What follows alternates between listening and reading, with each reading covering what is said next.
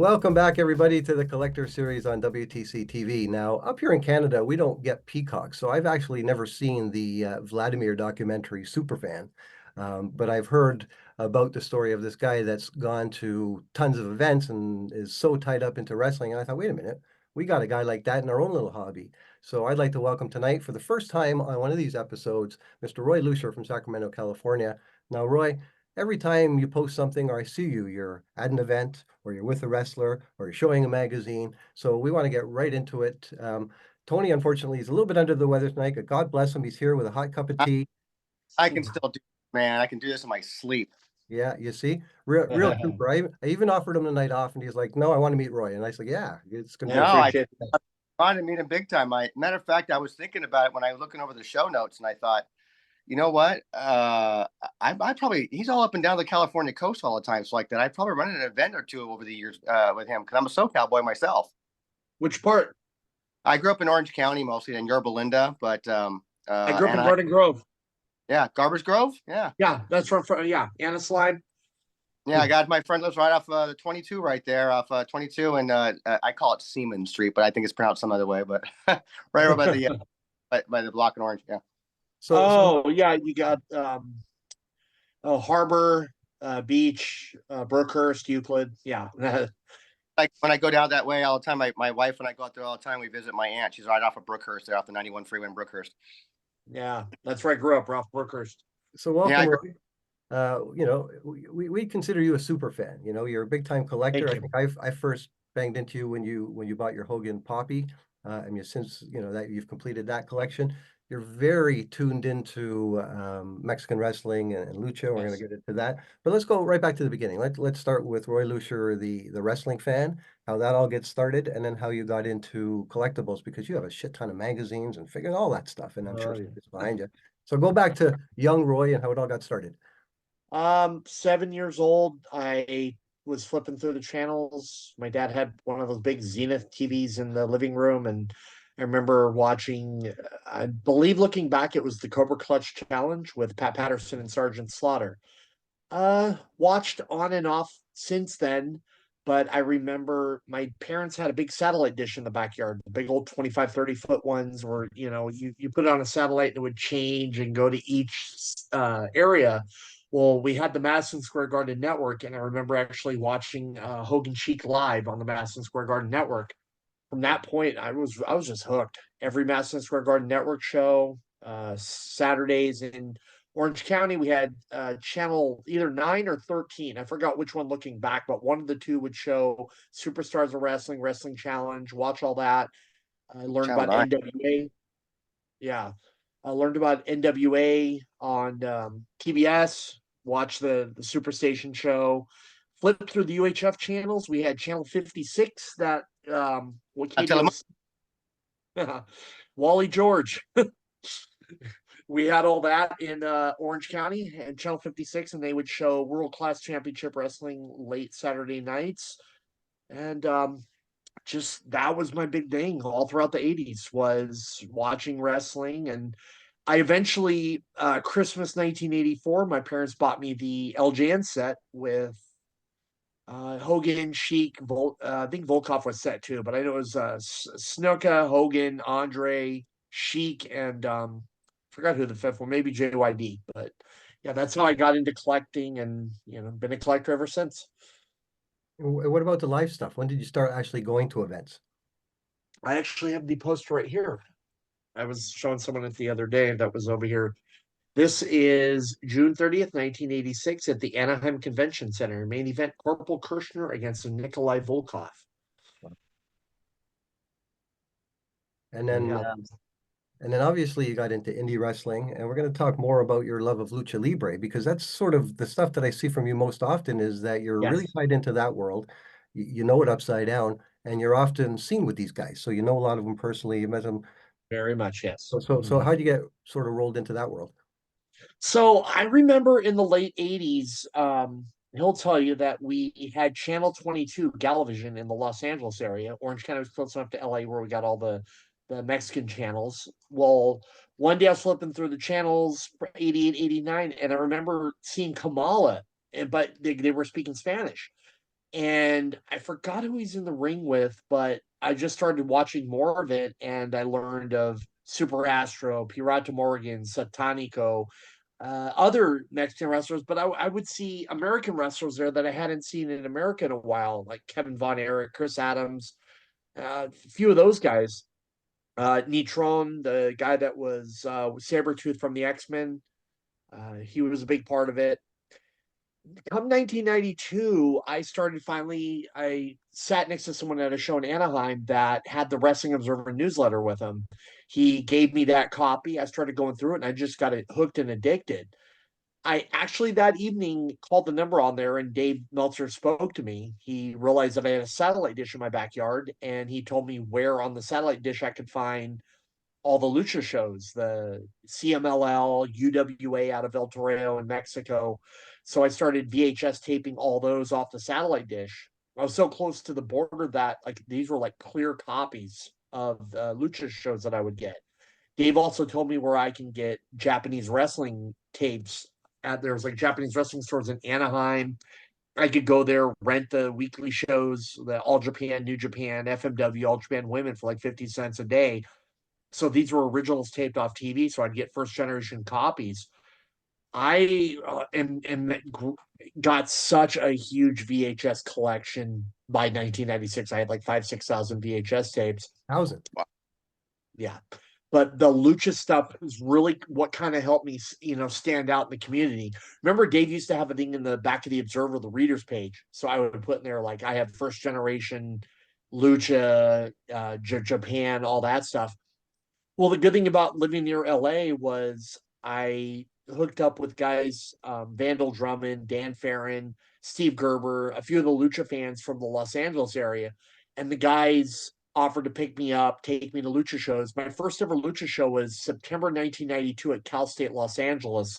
The building's famous because they had an FMW show in May of 92 that year where Onita, Tarzan Goto, a few of the guys showed up, and a lot of people called into Dave and let him know, hey, the main event was 5 stars. So the shows were getting traction within all the indie fans. Like these are shows you don't want to miss. So that was my first Lucha show, September 92. 18 years old, had my own car, so I started going to all the shows at Cal State. The debut of Vampiro in America, October 10th, 92. Halloween, Vampiro was back.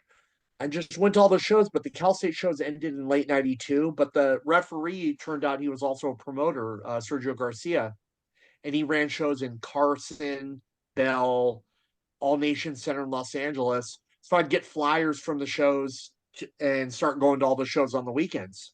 And that was early 93, late 92. And I've been to probably over 2,000 Lucha shows in my life from that point on. I'm about to turn 50 in July. Wow. Wow. Did you Yeah. ever drive down into Mexico to see any events there? Yes. Several shows in Tijuana. I've been down to the Auditorio de Tijuana. Yes.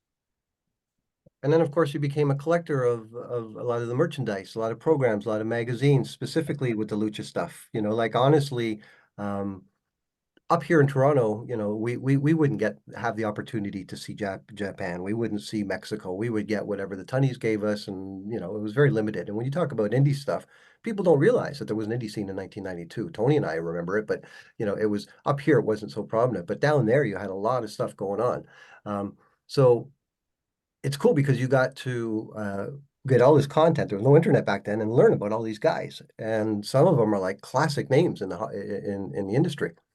Yes. I mean, I used to drive out to Vegas for TC Martin's NWC. Yeah, there's some TV tapes of it floating around. They had like Sabu against Cactus Jack, and literally there was a Early pile days. driver, the blackjack table. There was a pile driver on the blackjack table.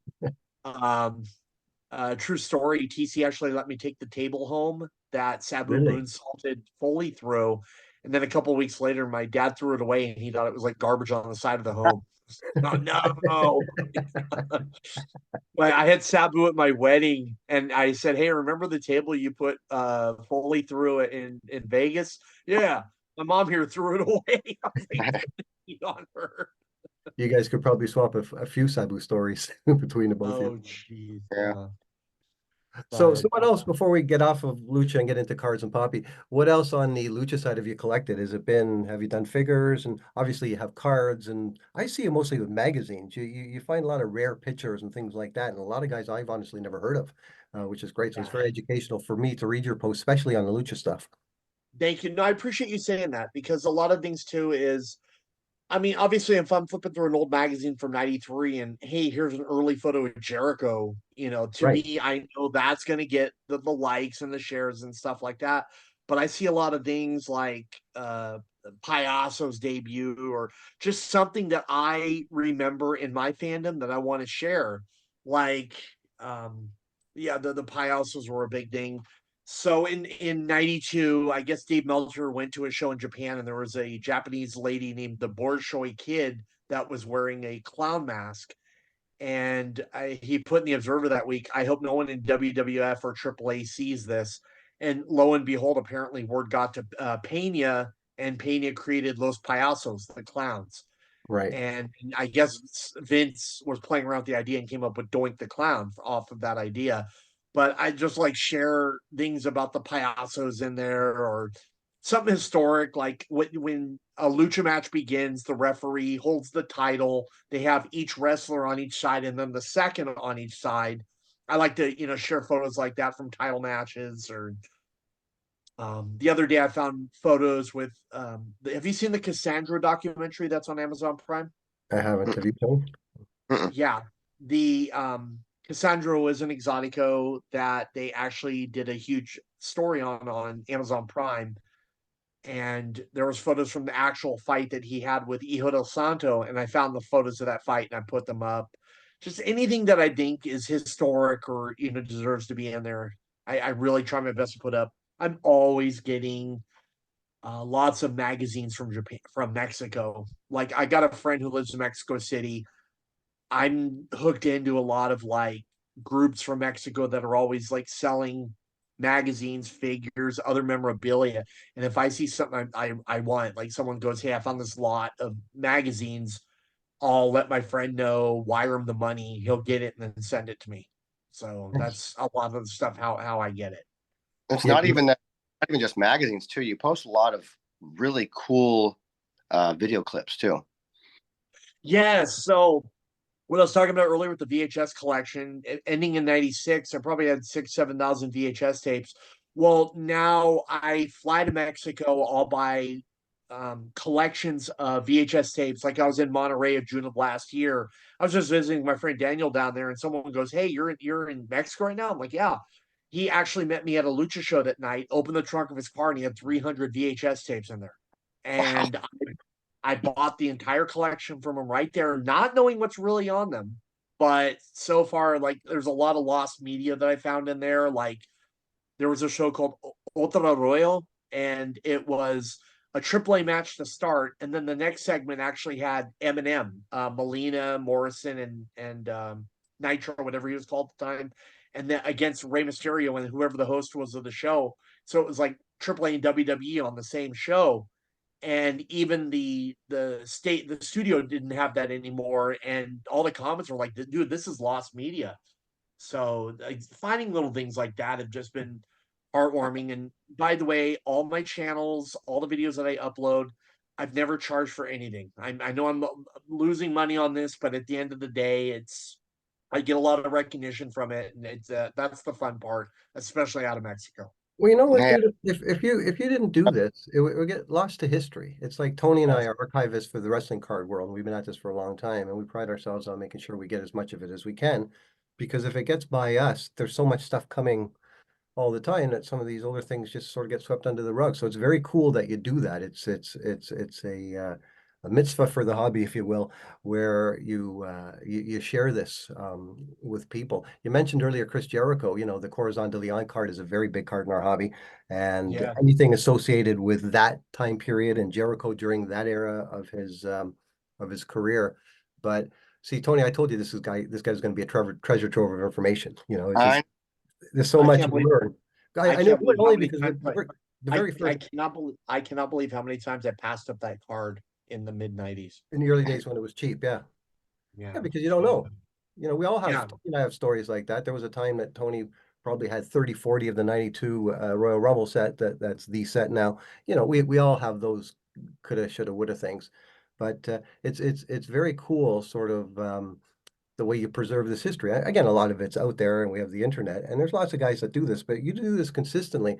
And what I like the most is that you're a lot of times you're at the event with wrestlers, and you're always having such a fucking good time. You know, That's you've always got right. a big smile, a big hey, look at me, and you know, like our very first episode of the Collector Series was with the Governor, Alan Barkoff, and Tony and I were very impressed with how many wrestlers that he's met over the years and the photos he's got with them. And I thought, well, Roy Lucier's out there quite a bit, and he's doing Yeah. a lot of independent stuff and stuff that isn't quite as mainstream. Now, I Yeah, like the focus for my fandom has really never been the big WWF. You know, over years, I've made friends in the company that they're in town, and it's like, hey, come hang out with us at the hotel. So, you know, that's why you'll see me with them sometimes. But it was always, you know, for example, in Anaheim one night, Hogan was fighting Flair in WCW in Anaheim, and then in another city, but the same night was a Rey Mysterio Sr. against Bobby Bradley. I went to the smaller show and I had one of the best nights of my life ever. It's always like, what are the alternatives? What is everyone else going to? Well, heck, I'll go to the smaller thing and probably have a better time. You know? Yeah, Yeah. indie stuff, smaller events are always a lot more fun. They're so much more intimate. You know, you get right in there with the wrestling, and the crowds are a little more boisterous. I always enjoy the smaller ones. We have Indy right around the corner at the church, and it's a blast every time. It's the best entertainment value for my buck still to this day. Yeah, 100%. The other day, so I work a lot with Cauliflower Alley. Are you familiar with that Yeah, organization? we've heard of them. Yeah, I've gone for years. yeah. Try to join us this year. Me, Medusa, Brian Blair, we're working on the nominees this year and stuff. So it's funny. Ryan Blair trusts me enough to where he says talk to previous award winners and come up with who we believe should, you know, get the award this year and stuff. Hmm. And it's always crazy that the way that Rey Mysterio knows me is I used to be the only white guy in the crowd in Compton, California on Friday nights in the 94, 95. So anytime that I text him for something CAC related, I'm like, hey Ray, it's Roy from Compton. You know? The white guy. The white guy, the one white guy. Yeah. The first time our paths crossed was when you scored your Hulk Hogan Papi Kajirara figure and card. And I don't know if Yep. you had the entire set of them at that point, or you're on your way to getting them. And I remember reaching out and saying, That "Hey was man, about halfway. congratulations." Um, Talk to us about your enjoyment of those. You know, what got you into Japanese wrestling, and specifically that set, which is one of the elite sort of grail sets to have. And you've got mint condition cards and figures of the lot. Yeah. So over here we got, let me get my glasses on so I can make sure. Over here we got, and I got everything in cases. This is the AAA Kellyan set right here. It's all 12 figures, 11 of them autographed, every single one of them personally. So we got the figure. This here is the only known Rey Mysterio figure on card autographed. Wow. So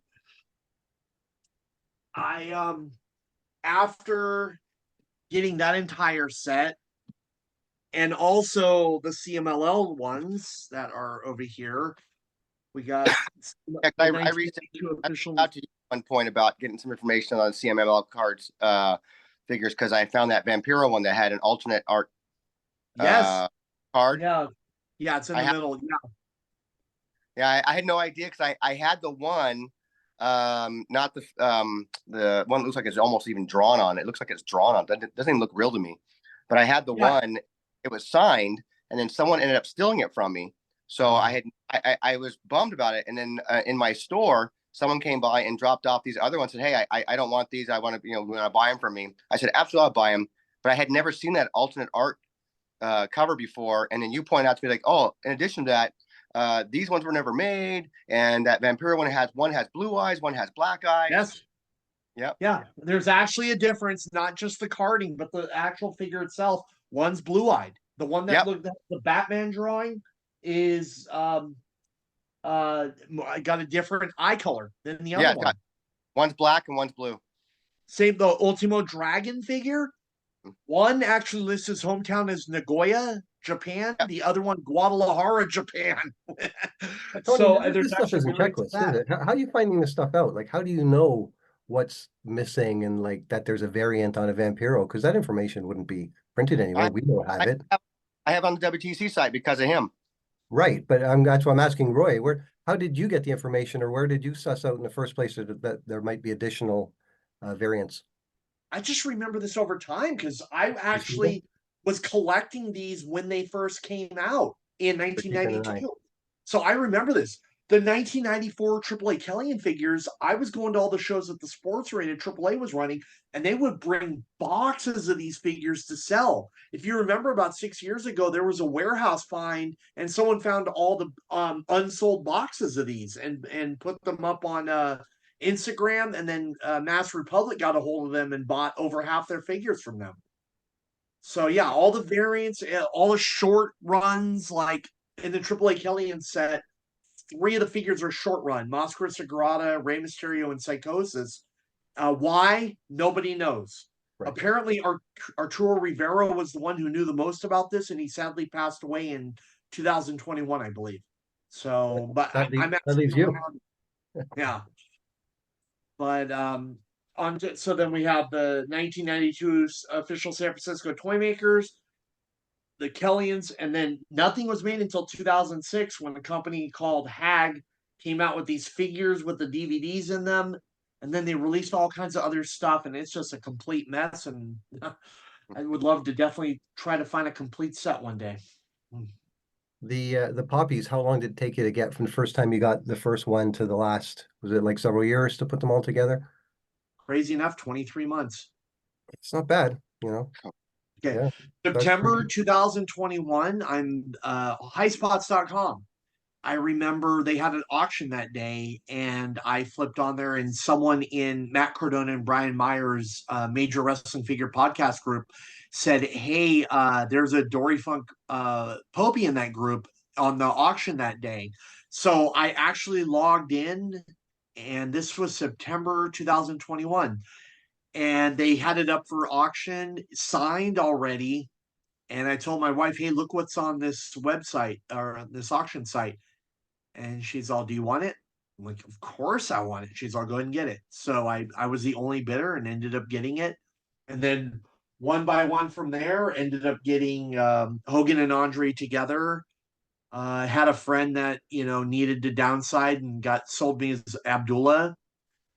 Started learning more about Japanese websites, Bai, Mercari, all those other sites. And one by little, I just started, seeing the figures on there, and occasionally, like Bob Backlund came on eBay, Hansen came on eBay, ended up getting those. And then finally, August of last year, I was down to just Harley Race that I needed. And I searched Mercari one morning, and the guy had it for like $800, and boom, had to get it. But yeah, good. 23 months and got all 10 figures mint on card and got 5 of them signed. Yeah, congratulations on that. The Hogan card has gone through the roof, and in fact, it's arguably the second or third most valuable Hogan card off after the All-Stars. It might be the Cosmos, but we had a high grade Poppy go for like 35 grand late last year. So that gives you an idea just of that card mint at a high grade, what it's fetching. That is the only figure. I've sent several of my figures into collector archive services to get cased and put together, protected from dust, sunlight, all that stuff. Out of every figure that I have in my collection, the Hogan is the only one that I have graded, and they graded it at an 80. They said, it is very high grade. Yeah. So that's the one that I know that, something happens to me, I at least want my son to, be able to have a reference of where to start in order to, Yeah. Yeah. get What to grab out of the fire first. Yeah, exactly. Yeah. Yeah. Any other Japanese sets? We have a resident guy in the hobby, Rich Felligan, that keeps an eye on all that stuff for us, and he's done oodles of checklists on the stuff. And there's been a boatload of that stuff. What's that? I got a 1978 Jumbo Sharuda Bendy Stretchum figure. And he's not that jumbo. Tommy looks pretty skinny there, isn't he? Yeah, there's two figures in this set, him and Giant Baba, and it's crazy. Like I got this on Buy for less than $1, like 78 cents. Obviously, the shipping was more from Japan. Right. But this to me is like, wow, I had to have this. It was completely dirty, but I was able to use a magic eraser and completely clean it up, so it looks very clean. Nice. As far as anything else Japanese related, you think? No, I'm really trying. Johnny Ace keychain. Um, uh, yeah, I pretty much try to keep a theme of lucha going in this room. You know, like if you look on top of the the Billy bookcases, just like lucha masks, the what's that at? The the wrestling buddies. Right. I got the entire set from Mexico. That came out in 92, 93. And where do you Board where do you keep all your games. magazines? Because you must have a boatload of magazines kicking around somewhere. Yeah, oh, jeez. I got magazines at my feet. I got magazines in my closet in my room. Boxes of them. Yes, absolutely. Tons of boxes of them. And out in the shed, there is a huge one of those things you get at Home Depot, the storage unit. It's got just filled with magazines to the point where it takes two people to carry it in. Wow. Wild. And we know what happened, Tony, with a lot of those early Japanese, the gong stuff that had cutouts or, quote cards that were, pages set up. It's Bromides. like, Yeah. yeah, all that stuff. If you got that stuff kicking around in a closet somewhere, get out your paper cutter and get them graded because they're flying. People are Um, especially a guys if you're lot finding Andre from that era, those kinds of things. I got some Lucha magazines from 87, 88, and apparently on the back, there's like, it looks like cards that you can cut out, but they're on the paper. One of them is like an Eddie Guerrero, Right. like that's on there. That when I was in Charlotte at the gathering, Rob England introduced me to a friend of his that said, if you have this is pretty valuable because it's considered Eddie's rookie card. So, Yeah, I think I've seen that sheet before. I think yeah. we have that, Tony, in the archive somewhere. I believe I know the picture because it's Eddie and someone else in the picture, but it's clearly that it's Eddie. Yeah. It's not, there's nine cards on there. I think one of them is Billy Anderson, but one of them too is Eddie Guerrero on the back. Now, what about these days? What are you into? I mean, obviously you're doing indie, you're doing lucha, but is that where the bulk of your wrestling energy goes? Or are you sort of consuming it all still? Lucha is basically the majority where it goes. I do have a tattoo of AAA, Okay. yeah, on my arm. Just preparing for upcoming shows, seeing, what I want to go down to Mexico for, whether it be to get a figure signed. I have flown on a whim. Like for example, there's a Luchador Ultimo Guerrero. I had 7 figures of him that I needed to get signed, and it was tough to meet him in the States to get them all signed. 10 o'clock Saturday, one day, uh, I show my wife that Atlantis posted, "Hey, I'm going to be in a city called Tecate tonight." I never even heard of Tecate except the beer. So I showed my wife, and the show started at like 4 or 5 o'clock. And I showed my wife, and she's all like, "Can you get down there?" I got a hold of my friend that wrestles as Bestia 666, and I said, "Hey, where's Tecate?" He said, "Oh, it's about 35 miles east of Tijuana. Just get into TJ, take an Uber, and it's a pretty safe area." So lo and behold, I got to the airport, brought all 7 figures. They put me on standby. Luckily, I got on the plane, got down there, across the border, took an Uber in there, and lo and behold, got all my figures signed. So I mean, a lot of it now is at this point just trying to get the figure signed. I've got the whole. If that's not the definition of a Superman or a super fan, dude, I don't know what it is. You know? And the week before that, I brought 6 figures down to Tijuana to get Mystico to sign and 2 for Averno to sign. So I mean, it's basically at this point like picking and choosing who can I get what to get signed, because at this point, like 70-80% of my collection is autographed, like little things here and there. Like Shocker is in Tijuana next weekend, and it's like, well, can I make it down there in time and get him to sign a couple items? Or Marco Corleone, what's he in America? Mark Jindrak. Right. It's like he told me he doesn't really do signings anymore, but he'll sign this for me, so I got to try to meet him someday. Um, it's just basically picking off what I can. Bob Backlund's the last Popey, but from what I've heard, his health issues prevent him from doing any signings. So it's just that's my focus is what can I get my collection signed at this point. Right. Amazing. So Thank you. that's sort of all I had sort of to discuss with you, Roy. But before we wrap up, Tony and I, we often ask for a couple of anecdotes from the field, a couple of stories that you might want to share that you've never spoken about Yeah. before. Something funny. A guy like you probably got a story every weekend. But of all your years, of all your shows, what comes to mind is one of your perhaps most favorite moments, being a super fan. Oh, hell, he I just would, gave us a great one about getting on a plane last minute. Jesus. Yeah, well, yeah, well, here's one. December 1994. I'm in Compton, but I always this is before meet and greets. Like when I used to go to lucha shows, because of how strict kayfabe was, they wouldn't have the guys come out with masks and 8x10s. That right, didn't right. exist back at indie shows in the 90s. Now, I'm not saying it didn't for Americans, because I remember I went to an indie show in 92 in Moreno Valley. It was Greg Valentine, Jimmy Snuka, Honky Tonk Man, were signing and stuff. So, I mean, it did kind of exist back then. But when it came to Lucha, because of the strict baby faces and, Rudos and Technicos, they really didn't want them doing signings.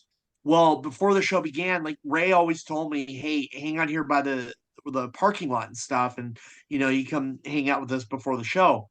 They appreciate it because, white guy, and I had the Observer with me, and the thing with Ray was he had just started in ECW at the time, and Dave would actually say who he was going to fight next week. Like there was the time where it was like him and 911 against the Eliminators, and I brought the Observer that week. He said, "Hey, who am I fighting at?" "Oh yeah, it's you and 911 against the Eliminators." And he grabbed the Observer, and he was like bragging to everyone, "Oh yeah, yo 911 contra los Eliminators," and he was all happy and shit. But he introduced me to La Parca, who's now LA Park for the first time and stuff.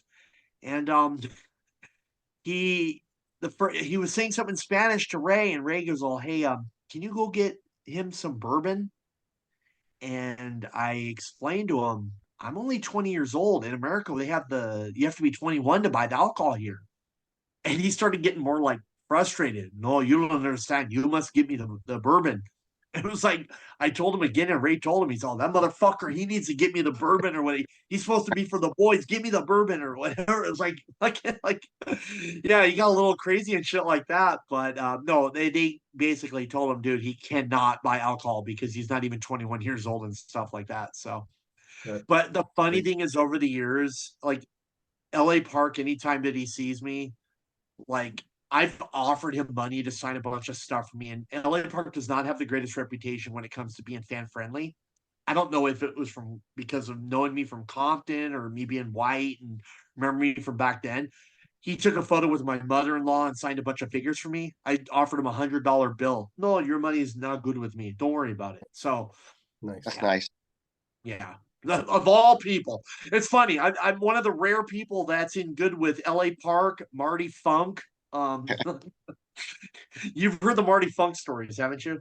Well, give us one quickly.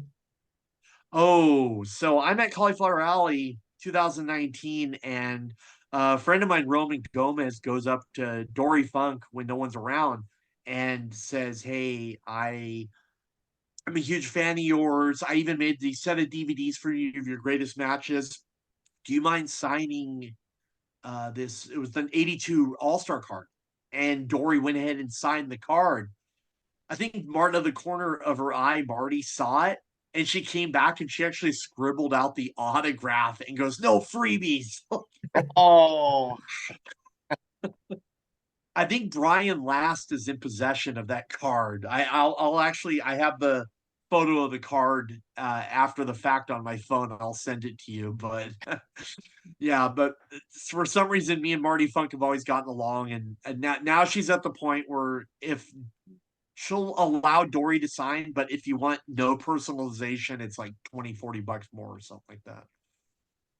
Nice. wow. You Yeah. know, you're the kind of guy, Roy, that I could sit with at a party all night, just listening to the stories from different eras and different territories and all this stuff. Like I'm tied into wrestling pretty good, but if I go to a show a month, that's a big month. Whereas you're pretty much at a show every weekend. It's like, okay, Yeah. where's Roy now? You know, you say you're out of Toronto. My friend Rob Bahari from High Spots lives up there, and there's always lucha stuff going on up there. Is it Demand Lucha is the name, or Yeah, they haven't put on anything in the last 6 months. I've been to a couple of their things. I'm very kind of lazy now in my older age. I've got the Greektown guys right around the corner for me, so I work with them. And Toronto's a big city. We're a great wrestling sort of the Golden Horseshoe here. There's tons of stuff, but I don't get in my car like I wouldn't. You say you could get in from Sacramento down to Tijuana and then 35 miles the other way just to get a yeah, signature. It's like I won't go across town here. You know, you met my buddy Steve. We're at the point now where, yeah, if we can walk around to the corner and do it, we'll do it. But it's great that you have this spirit for the business still, And I yeah. wanted to thank you again for being in our collector series. Yeah, Oh, that was an honor. I have it. Geez, it's sad. I was like the other day. My son came in from Panama City, and he's in the Air Force, and he brought his girlfriend, and it was the first time that I got to meet her. So it was actually really fun to show her all the stuff in the room. And I go, by the way, I have this as well. Oh, So yeah. So thank you guys for making, that moment happen. That really meant a lot to me. Well, Thank you. thank you. Do you ever find yourself coming to the National, the big card show? It's going to be in Cleveland this summer at the end of July, and it's more of a collectible show than it is a specific wrestling event. But we've started to make a lot of noise on the wrestling side with the panel, and we do a trade night called the main event. It'd be great to see you and sort of mingle with some of our group. Definitely try to make it out. I get 2 vacation weeks at work a year, and my second one is tied into Cauliflower Alley since, they, I'll say this year. I think this is the year I need to go back. I haven't been back to cauliflower since probably 2015. oh my God, the names that have been discussed, it's like, this is going to be a Big year. huge one, you know. So yeah, please, if Where you is it, can, guys? What town do you guys run the meetings at? Las Vegas. Oh, Las excellent. Vegas. Nice. Las Yeah. Vegas. It's scheduled August 19th, 20th, and 21st. Let me It's always double check. a Wednesday. Is It's that on Monday, Tuesday, Wednesday. Yeah, August 19th, 20th, 21st, with the actual awards being on the 20th and 21st. Yeah. well, you guys have a good time at that. Roy, I wanted to thank you again for coming on with us and sharing some of your stories. Tony, I hope you feel better. You know, Me too. you know. Yeah, feel That's better, all we Tony. got. Anything else, Tony? No, that's it, man. I've been looking forward to sitting down and chatting. That's why I said there's no way I'm going to miss having a conversation with Roy. Yeah, Roy, before we sign off quickly, let everyone know where they can find you on Twitter and Instagram and all your socials. Sure. On Twitter, probably be the easiest. It's at Roy Lucier, RoyLucier. Some people think I'm crazy, but I do have a blue check mark I paid for. Reason for that being is that you can actually upload videos past 2 minutes and 20 seconds. And since I'm such a big uploader, that's, a big thing. And, you go back and edit something, because you try typing something in Spanish or even occasionally Japanese in your phone, and then you hit send and the autocorrect changed it to something. It's like, oh crap, you got to go back and change it. But at Roy Lucier, RoyLucier on Twitter. On Instagram, it's at Roy Lucier, Lucha King would be it. And then all my YouTube channels. So I have 10 or 11 different YouTube channels. The reason for that being is if the copyright monsters come and strike a channel down, the You got rest another of the one. stuff is up there on other channels. So it's Roy Lucier AAA Lucha Libre, Roy Lucier UWA, Roy Lucier CMLL, Roy Lucier All Japan, Roy Lucier Japanese Indies, Roy Lucier All Japan Women, and so on and so forth. And WWE has told me as long as it's not up on the network, if I find it, go ahead and upload it. So Nice. And no thanks worries. again for doing that because it's a valuable resource. And again, if you weren't doing it, it would probably get lost to time and people wouldn't get the pleasure of seeing that stuff. That's it. I love being the key that opens the doors to let people watch all that great stuff because it's brought me such entertainment for the last 43 years of my life. So whatever I can do to pass an enjoyment along to a new fan, that makes me happy to do. Awesome. Awesome. Thank you, sir. My name's Paul Anand. I'm here with my poor Lee brother, Tony Vela. We're from WrestlingTradingCards.com and the Wrestling Card Price Guide. Thanks everyone for watching. We'll see you next time.